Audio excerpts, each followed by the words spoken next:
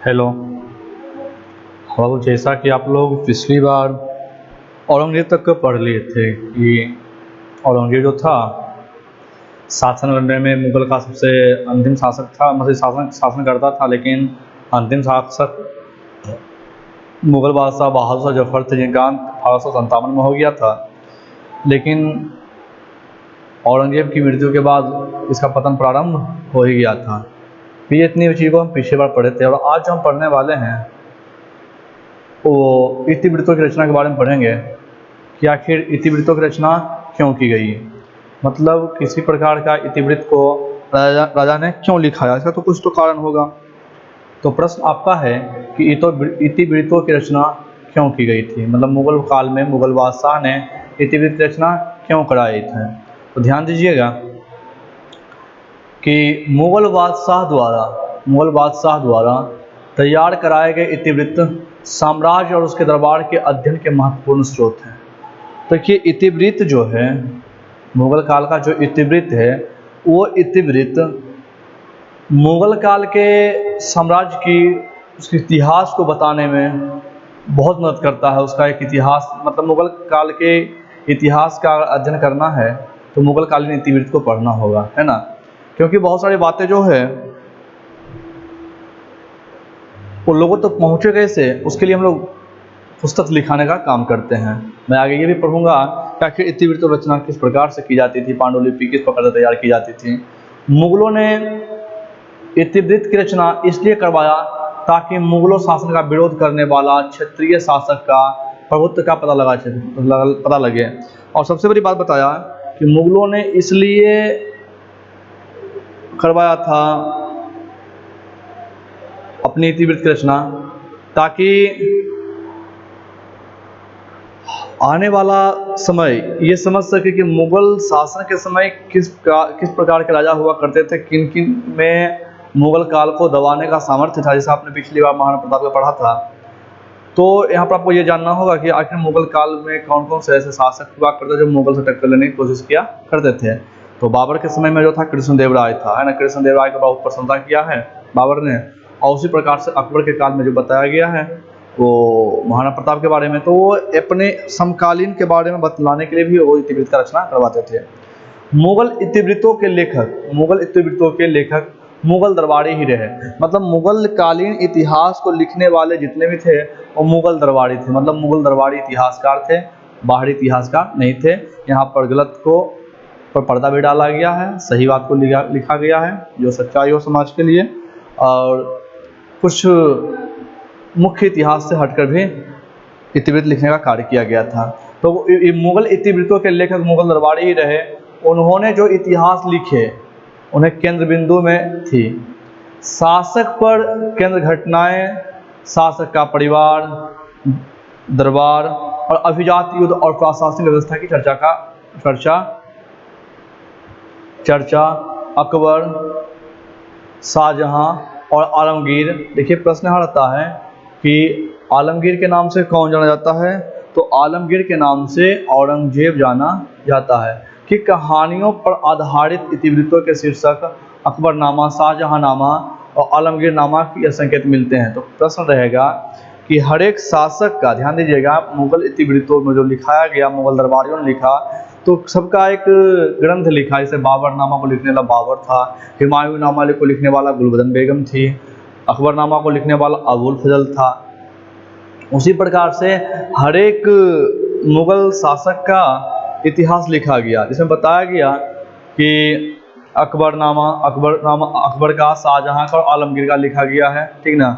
अकबर के लिए अकबरनामा लिखा गया था, शाहजहां के लिए शाहजहांनामा लिखा गया था, और औरंगजेब के लिए लिखा गया था आलमगीरनामा। क्या लिखा गया था? आलमगीरनामा। तो आपसे प्रश्न रहेगा कि अकबर का जीवन का वृत्तांत किस पुस्तक में मिलेगी, तो अकबरनामा में मिलेगा, ठीक ना। औरंगजेब का आलमगीरनामा में। कि इन लेखकों के निगाह में साम्राज्य और दरबार का इतिहास और बादशाह का इतिहास एक ही है। और इन जो लेखक थे, इन लेखकों ने साम्राज्य या दरबार का इतिहास या बादशाह का इतिहास एक ही माना है और उसी में मिश्रित करके सारी चीज़ों को लिख दिया है। अब अगला बात चलेंगे तुर्क से फारसी की ओर। आखिर बाबर जो था तुर्की था, ठीक है। तो मुगल जो तुर्की था, तुर्क से फारसी कैसे हो गया, है ना। मतलब मुगलिया सल्तनत जो थी तुर्की थी, वो फारस भाषा मतलब जो, इसे कहने का मतलब हुआ कि जो भाषा का प्रयोग कर रहा था मुगल प्रारंभ में वो तुर्क कर रहा था, लेकिन बाद में ये फारसी भाषा का प्रयोग क्यों करने लगा, ध्यान से समझिएगा। मुगल दरबारी, तो मुगल दरबारी इतिहास फारसी भाषा में लिखी गई, किस भाषा में लिखी गई है, फारसी भाषा में लिखी गई है। तो आपसे प्रश्न रह सकता है कि मुगल दरबारी इतिहास जो है किस भाषा में लिखी गई थी, तो फारसी भाषा में लिखी गई थी। दिल्ली सुल्तानों के काल में उत्तर भारतीय भाषाओं विशेषकर हिंदी और क्षेत्रीय भिन्नताओं के साथ फारसी दरबार और साहित्य रचनाओं की भाषा के रूप में खूब पुष्पित और फलवित हुआ। बताया गया कि दिल्ली सल्तनत जो थी, दिल्ली सुल्तानों के समय में क्या था, यहाँ पर विशेषकर हिंदी भाषा थी, हिंदी भाषा के साथ कुछ क्षेत्रीय भाषा थी, क्षेत्रीय भाषा के साथ साथ कुछ फारसी भाषा भी आ गई है ना। तो लेकिन फारसी भाषा जो हुआ वो दरबार में काफ़ी फुला मतलब काफ़ी विकसित हुआ। मुगल चगताई मूल के थे, मुगल जो थे किस कुल के थे, तो मुगल जो थे चगताई कुल के थे, अतः तुर्की उनकी मातृभाषा थी। चगताई तुर्क स्वयं को चंगेज खां का सबसे बड़े पुत्र का वंशज मानते हैं। चंगेज खां जो था मुगल शासक था, मंगोल शासक था, किस शासक थे, मंगोल शासक था। आप फर्स्ट ईयर में पढ़े होंगे मंगोल शासक के बारे में, चंगेज खां के बारे में। तो चंगेज खां जो था उस मुगल को हम सर्व प्रारंभ में चगताई तुर्क कहते थे। चगताई तुर्क का मतलब हुआ चंगेज खां का वंशज, है ना, जो तुर्क भाषा का प्रयोग करने का काम किया करते थे। आगे चलिएगा। पहले शासक बाबर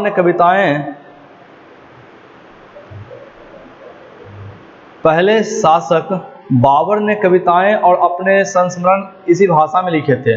बताया गया पहले बाबर जो अपनी कविताएं को, अपने जीवन कथा को, अपने बारे में, ठीक ना, जो जीवनी लिखा था वो तुर्क भाषा में लिखा था। किस भाषा में लिखा था, तुर्क भाषा में। तो प्रश्न रहेगा कि बाबर ने बाबरनामा को प्रारंभ में किस भाषा में लिखा था, तो तुर्क भाषा में लिखा था। अकबर ने सोच समझकर फारसी को दरबार की मुख्य भाषा बनाया। तो ये प्रश्न यहाँ से एक ऑब्जेक्टिव उठता है, एक लाइन से ऑब्जेक्टिव है कि अकबर ने अपने दरबार में किस भाषा को दरबार की भाषा रखा, तो फारसी भाषा को दरबार की भाषा रखा, मुख्य भाषा रखा। संभवतः ईरान के साथ सांस्कृतिक और बौद्धिक संपर्कों के साथ साथ मुगल दरबारों में पद पाने को इच्छुक ईरानी और मध्य एशियाई प्रवासियों ने बादशाह को इस भाषा को अपनाए जाने के लिए प्रेरित किया होगा। अब यहाँ प्रश्न कर रहा है कि ईरान के साथ साथ कुछ सांस्कृतिक बातें और ईरान या मध्य एशिया के कुछ प्रवासी जो इंडिया आए थे, उन्होंने शायद अकबर को फारसी भाषा को दरबार की भाषा रखने के लिए प्रेरित किया होगा। आगे ध्यान दीजिएगा। मुगल दरबार ने फारसी को दरबार की भाषा का ऊंचा स्थान दिया। अब देखिए फारसी जो था वो मुगल दरबार ने फारसी को, मुगल दरबार क्या फारसी को दरबार की भाषा का ऊंचा स्थान दिया। बहुत सारे भाषाएं थे दरबार में, लेकिन क्या किया, फारसी भाषा को ऊंचा स्थान दिया था। उन लोगों को शक्ति और प्रतिष्ठा प्रदान की गई जिनकी इस भाषा में अच्छी पकड़ थी, और जिन लोगों को फारसी भाषा अच्छे से आती थी, ठीक ना, उसे आमंत्रित किया गया। कहाँ, तो दरबार में। कहाँ आमंत्रित किया गया, तो दरबार में उसे आमंत्रित भी किया गया है। तथा उन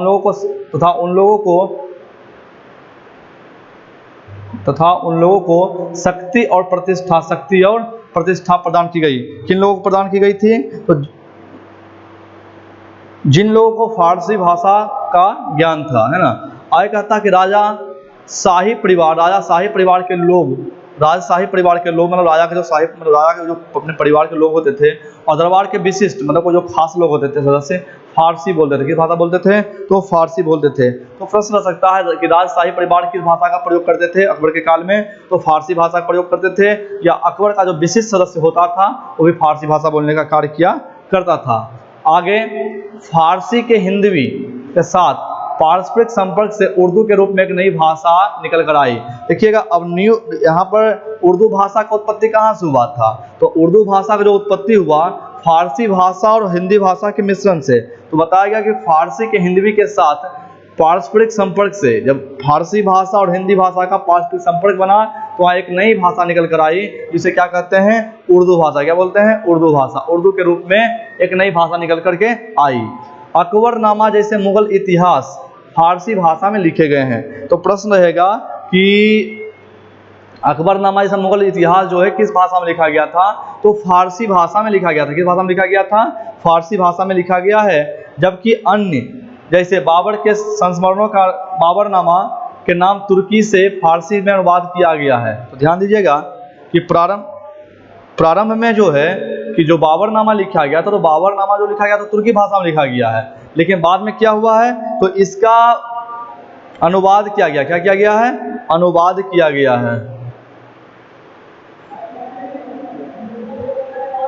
अनुवाद किया गया है। मुगल बादशाहों ने महाभारत और रामायण जैसे संस्कृत ग्रंथों को फारसी में अनुवाद किए जाने का आदेश दिया, और साथ ही साथ बताया कि मुगल बादशाह ने क्या किया अकबर के काल में कि महाभारत और रामायण जैसे संस्कृत ग्रंथों को फारसी में अनुवाद करने को कहा गया। तो प्रारंभ में वो तुर्क को किए थे अनुवाद, किसको किए थे? तुर्क को किए थे, लेकिन बाद में तुर्क को फारसी में अनुवाद किए थे, लेकिन उन्होंने हिंदू धर्म के भी पुस्तकों को, रामायण और महाभारत जैसे पुस्तकों को क्या किया? फारसी भाषा में अनुवाद करने को कहा। और महाभारत का जो अनुवाद हुआ फारसी भाषा में, उसका नाम लिखा गया रज्मनामा। क्या लिखा गया?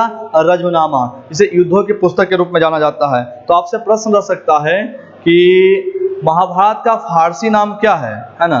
तो रज्मनामा है। रज्मनामा का अर्थ क्या होता है? तो युद्धों की पुस्तक। क्या होता है उसका मतलब? युद्धों की पुस्तक। युद्धों की पुस्तक कहते हैं। महाभारत का जो अनुवाद किया गया रज्मनामा, वो युद्धों की पुस्तक कहते हैं। तो प्रश्न रहेगा आपसे कि महाभारत का फारसी नाम क्या है? तो रज्मनामा। क्या नाम है? रज्मनामा है ना? तो ध्यान दीजिएगा। तो पहले मुगल दरबारी जो थे, मुगल शासक जो थे, उन्होंने तुर्की भाषा के पुस्तकों को फारसी भाषा में अनुवाद करने का काम किया। फिर उन्होंने क्या किया? संस्कृत भाषा की कुछ पुस्तकों को क्या किया? फारसी भाषा में अनुवाद करने का काम किया है। आगे चलते हैं। पांडुलिपियों की रचना किस प्रकार की जाती थी? पांडुलिपि का मतलब हुआ किसी प्रकार की पुस्तक। किसी प्रकार की पुस्तक की रचना किस प्रकार से की जाती थी? तो ध्यान दीजिए, पहले मेरी बात को समझ लीजिए। तो आज जो होता है कि किसी प्रकार का हमको पुस्तक चाहिए बनाने के लिए, तो हम आराम से डाउनलोड कर लेते हैं नेट से, या प्रिंटिंग करवा लेते हैं डायरेक्ट में, है ना, में। लेकिन पहले इतने तरीके से नहीं बनता था। पहले पांडुलिपि के लिए क्या करते थे? कागज तैयार करते थे, फिर लेखनी लिखने वाला काम किया जाता था, मतलब एक पुस्तक को देखकर हूबहू उतारना, फिर साथ साथ पिक्चर बनाने का काम, चित्रकार पिक्चर बनाने का काम करता था। मतलब सारा क्या था? हाथों से बनाने का काम किया जाता था। तो पांडुलिपि क्या है? तो हाथों से लिखने वाली पुस्तकों को पांडुलिपि कहते थे, चित्रकार था। तो ध्यान दीजिएगा कि मुगल भारत की सभी पुस्तकें पांडुलिपि के रूप में थी। मतलब मुगल भारत में, मतलब मुगल कालीन में भारत में जितनी पुस्तकें थे वो पांडुलिपि के रूप में थी, अर्थात वे हाथ से लिखी होती थी। किसे? अर्थात वे हाथ से लिखी होती थी। पांडुलिपि रचना का मुख्य केंद्र शाही किताब खाना था। क्या था? शाही किताब खाना। तो प्रश्न रहेगा कि पांडुलिपि रचना का मुख्य केंद्र क्या था? तो शाही किताब खाना। शाही किताब खाना। ऑब्जेक्टिव लिख लीजिए कि पांडुलिपि रचना का मुख्य केंद्र कहाँ हुआ करता था? तो शाही किताब खाना। हालांकि किताब खाना शब्द पुस्तकालय के रूप में अनुवादित किया जा सकता है। किस रूप में? पुस्तकालय के रूप में अनुवादित किया जा सकता है, लेकिन यह दरअसल एक लिपि घर था, अर्थात ऐसे जगह जहां बादशाह की पांडुलिपियों का संग्रह रखा जाता था और नई पांडुलिपियों की रचना की जाती थी, मतलब जहां नए पुस्तक बनाने का कार्य किया जाता था। पांडुलिपियों की रचना करने में विभिन्न प्रकार के कार्य करने वाले लोग शामिल होते थे। अब ध्यान दीजिएगा कि पांडुलिपि की जो रचना होती थी उसमें एक लोग साथ नहीं होते थे, उसमें विभिन्न प्रकार के लोग होते थे। बताए तो जैसे कागज बनाने वाला, तो कागज बनाने वाला अलग आदमी होता था, इसका नाम था पांडुलिपि के पन्ने तैयार करना, इसका काम है पन्ना तैयार करना। सुलेख को पाठ की नकल करना, कोई राइटर ने किसी चीज को लिखा है तो उसको देख करके लिखना। इसे कहने मतलब बाबू फजल ने आईन अकबरी को लिखा था या अकबरनामा को लिखा था, तो उसने एक लिखा, अब चाहिए देखा सो चाहिए तो उसको देख करके लिखने वाला बहुत सारे देख करके क्या करेगा? वो नकल किया, मतलब फोटो कॉपी से करवाते हो उसी प्रकार से उसका नकल किया गया था। तो सुलेख को का काम था पाठ की नकल करना। काप्तगरों का काम था पृष्ठों को, इसको पृष्ठों को चमकाना या साफ करना, मतलब पन्ने को साफ सफाई करना।